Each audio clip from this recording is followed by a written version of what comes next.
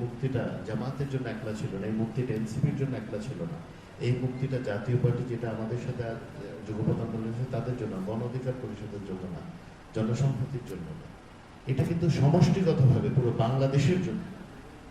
বাংলাদেশ একটি স্বাধীন সার্বভৌম রাষ্ট্র হিসেবে ঘুরে দাঁড়ানোর জন্য এই বিপ্লবটা প্রয়োজন ছিল।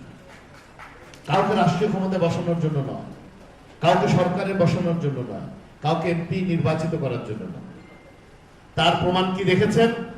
যেদিন বাংলাদেশের এক ফেরারি আসামি, ফাঁসির সাজাপ্রাপ্ত আসামি ভারতে বসে নির্লজ্জভাবে দেশে অস্থিতিশীল করার জন্য প্রেস কনফারেন্স করেছে, বাংলাদেশের পররাষ্ট্র মন্ত্রণালয় থেকে সাথে সাথে খুবই কঠোর ভাষায় সাথে জানানো হয়েছে এই বাংলাদেশের জন্য আমরা যুদ্ধ করেছি। আর কোনো দাবিদারি চলবে না, আর কোনো খবরদারি চলবে না বাংলাদেশের উপর। এবার বাংলাদেশ চলবে একটি নীতি মাথায় নিয়ে, সেটা হচ্ছে সবার আগে বাংলাদেশ। এবং এই যে ধারণাটা, এই যে আদর্শটা, এই যে প্রত্যয়টা, এটি যদি প্রতিষ্ঠা করতে হয়, এটা শুধু বাংলাদেশ জাতীয়তাবাদী দলের নির্বাচিত সরকার দিয়ে এটা সম্ভব। কেন বলছি সম্ভব না? সকলের সহযোগিতা লাগবে। আজকে কে এক দফার ঘোষণা দিয়েছে, কে দুই দফার ঘোষণা দিয়েছে, কার কত ক্রেডিট, এগুলো নিয়ে আলাপ করতে করতে স্বৈরাচার এই সাহস দেখাতে চায় ডিসেম্বরে ফেরত আসবে, নভেম্বরে ফেরত আসবে। আমরা তো চাই ফেরত আসবে, আমাদের এমপি সাহেব বলেছে ফেরত আসতে হবে।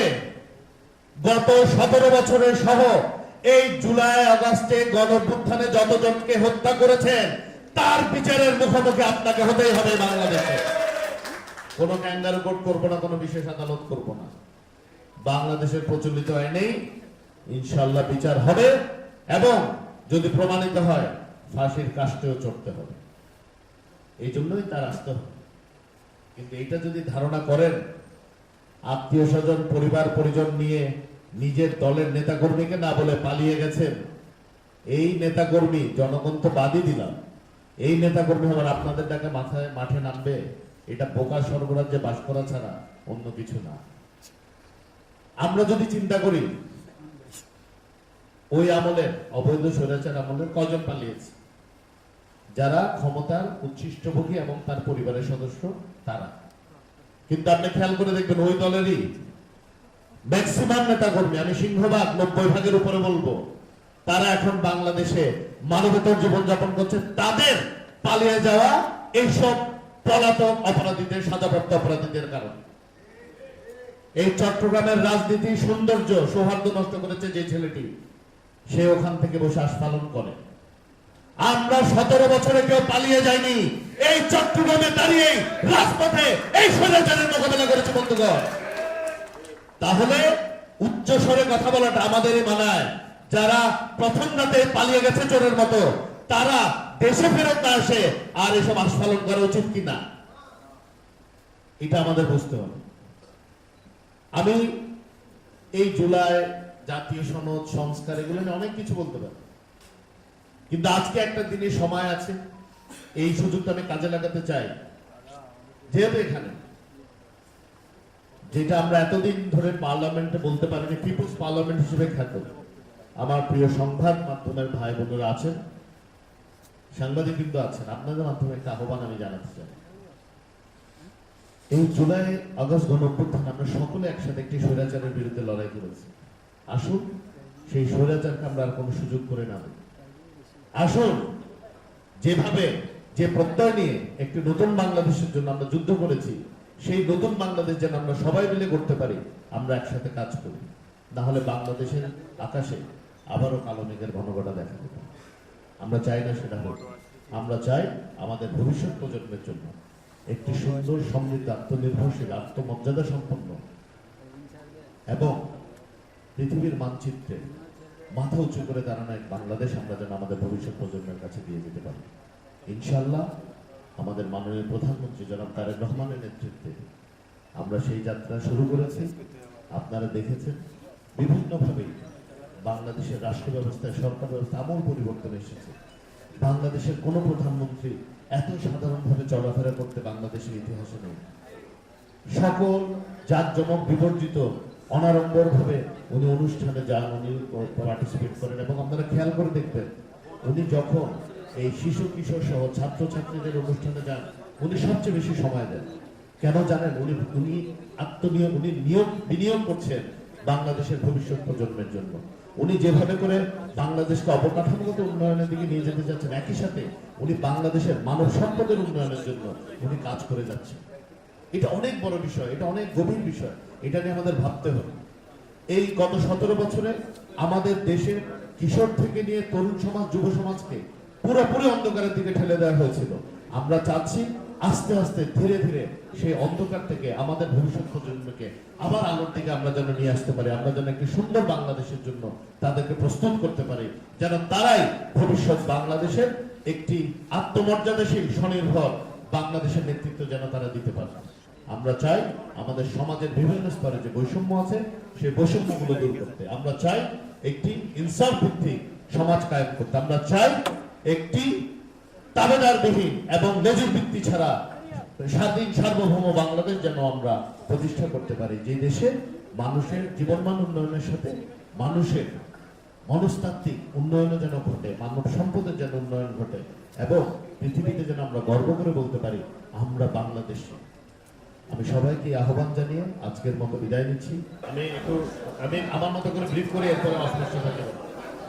প্রথমত আমি আপনাদের সকলকে আন্তরিক ধন্যবাদ ও কৃতজ্ঞতা জানাই যে আমার অতীত যাত্রা এবং বর্তমান যে পথযাত্রা আপনারা সবসময় আমার পাশে ছিলেন। আমার যেটা ভালো কাজ সেটা যেমন সাধুবাদ জানিয়েছেন, যেখানে আমার পরিমাণ আগামী 9 আগস্ট ইনশাআল্লাহ গণপ্রজাতন্ত্রী বাংলাদেশ সরকারের মাননীয় প্রধানমন্ত্রী এবং বাংলাদেশ জাতীয়তাবাদী দলের চেয়ারপারসন জনাব তারেক রহমান এমপি মহোদয় চট্টগ্রামে ইনশাআল্লাহ আসবেন। প্রোগ্রাম হচ্ছে উনি মাতার বাড়ি হয়ে বাঁশখালীতে আসবেন। ওখানে আমাদের চট্টগ্রাম দক্ষিণ জেলা শুরু। ওখানে উনি কিছু কর্মসূচি আছে, পুনর্বাসন কর্মসূচি, ওগুলো সম্পূর্ণ করে কিছু পরিবারকে উনি হয়তো দেখতে যেতে পারেন। ওটা ওনার প্রোগ্রামের উপর ডিপেন্ড করছে। ওটা করে উনি হেলিকপ্টার যোগে ফটিকছড়িতে নামবেন। ফটিকছড়িতে নামার পরে উনি হেফাজত ইসলামের আমির মহিবুল্লাহ বাবনগরী রহমতুল্লাহ সাল্লামের ওখানে একটা ছোট মত বিনিময় আছে, ওটা করে উনি ইনশাআল্লাহ হাটাজারির দিকে আসবেন সড়ক পথে। হাটাজারিতে এসে উনি ইনশাআল্লাহ আল্লামা শফি রহমতুল্লাহ সাল্লাম আর জুনায়েদ বাবনগরী রহমতুল্লাহ কবর জিয়ারত সহ ওখানে যারা আলেমরা সাহিত্য আছেন ওনাদের কবর জিয়ারত করবেন। জিয়ারত করে মাদ্রাসার মোতামিম সাহেব সহ ওখানে যারা আলেমবৃন্দ আছেন ওনাদের সাথে সংক্ষিপ্ত মত বিনিময় শেষে আমাদের হাটাজারিতেই একটা জায়গায় বিশ্রাম নেবেন। বিশ্রাম নিয়ে উনি বিকেলে হাটাজারি পার্বতী স্কুল মাঠে একটি পুনর্বাসন প্রোগ্রামে মানবিক সহায়তা প্রোগ্রামে অংশগ্রহণ করবেন। ওটা শেষ করে উনি ইনশাআল্লাহ শহরের দিকে আসবেন। শহরের একটি হোটেলে আমাদের সাংগঠনিক সভা আয়োজন করা হয়েছে, যেখানে উনি তৃণমূলের সাথে সরাসরি মত বিনিময় করবেন। মত বিনিময় করে উনি রাতে আবার ফেরত যাবেন। এখন এখানে এতগুলো কথা বলার পিছনে দুটি অনন্য ঘটনা এই ট্রিপে আছে, যেটা আমি আপনাদের মাধ্যমে আমাদের দেশবাসীকে এবং বিশেষ করে চট্টগ্রামবাসীকে জানাতে চাই। এটা বাংলাদেশের রাজনীতিতে একটি নতুন ধারার প্রত্যাবর্তন করবে বলে আমি মনে করি। প্রথমত, আমরা সবসময় দেখেছি যে কোনো প্রাকৃতিক দুর্যোগে সরকারের পক্ষ থেকে কিছু ত্রাণ কর্মসূচি সবসময় নেওয়া হয়, যেটা স্বাভাবিক, ওই সময় সহায়তা লাগে। কিন্তু বাস্তব পুনর্বাসন এবার কিন্তু প্রথম আমরা দেখতে পাচ্ছেন, এবং এই পুনর্বাসনটা কোনো লৌকিক পুনর্বাসন নয় যে একটি বাড়ি করার জন্য একবার অথবা দুইবার বান্ডেল টিন দিয়ে গেলাম, এরকম না। পরিপূর্ণভাবে একটি পরিবারকে একটি বাড়ি বানিয়ে দেওয়ার এই প্রকল্প পুনর্বাসনের আমরা হাতে নিয়েছি। কিছু প্রোগ্রাম বাঁশখালীতে সরকারের পক্ষ থেকে হচ্ছে, কিন্তু হাটাজারিতে যে অনুষ্ঠানটি হচ্ছে পুনর্বাসনের, এটা পুরোটি বাংলাদেশ জাতীয়তাবাদী দল হাটাজারি উপজেলা এবং পৌরসভা এবং অঙ্গ সহযোগী সংগঠনের উদ্যোগে হচ্ছে। এখানে আমরা 30টি পরিবারকে পুরো ঘর বানানোর ব্যবস্থা ইনশাআল্লাহ দলের পক্ষ থেকে করে দিচ্ছি। এবং দ্বিতীয় যে ঘটনাটি সেটি হচ্ছে, সবসময় দলের চেয়ারপারসনের সাথে আমাদের দলের কাঠামোগত কারণে সবসময় সেন্ট্রাল কমিটির লিডারশিপের সাথে মত বিনিময় হওয়ার সুযোগ থাকে। এবার উনি যেটা শুরু করেছেন, প্রতিটি বিভাগে তার ধারাবাহিকতায় উনি চট্টগ্রামে এসেছেন। চট্টগ্রামের 3 জেলা, চট্টগ্রাম মহানগর, চট্টগ্রাম উত্তর এবং দক্ষিণের একেবারে উপজেলা পর্যন্ত নেতৃবৃন্দের সাথে, বিএনপি এবং অঙ্গ সহযোগী সংগঠনের নেতৃবৃন্দের সাথে উনি ওপেন হাউস মত বিনিময় করবেন। আমি মনে করি বাংলাদেশের রাজনীতিতে এবং গণতান্ত্রিক চর্চায় এটি অত্যন্ত বিরল একটি পদক্ষেপ এবং নতুন একটি পদক্ষেপ। এই দুটো পদক্ষেপ আমি মনে করি আমরা যে এতদিন এই জুলাই আগস্টের গণঅভ্যুত্থানের যে স্পিরিটের কথা বলছি, যে আমরা মানে পরিবর্তনটা কি হচ্ছে এটার কথা যে আমরা আলাপ করি, আমাদের মাননীয় প্রধানমন্ত্রী এবং বিএনপি চেয়ারপারসন জনাব তারেক রহমান এমপি এটি কর্মের মাধ্যমে প্রমাণ করছেন যে উনি শুধু কথার ফুলঝুরি রাজনীতিতে করেন না, বরঞ্চ উনি ওনার কর্মকে কথা বলতে দেন। আপনাদের সকলকে ধন্যবাদ, ভালো থাকুন, আসসালামু আলাইকুম।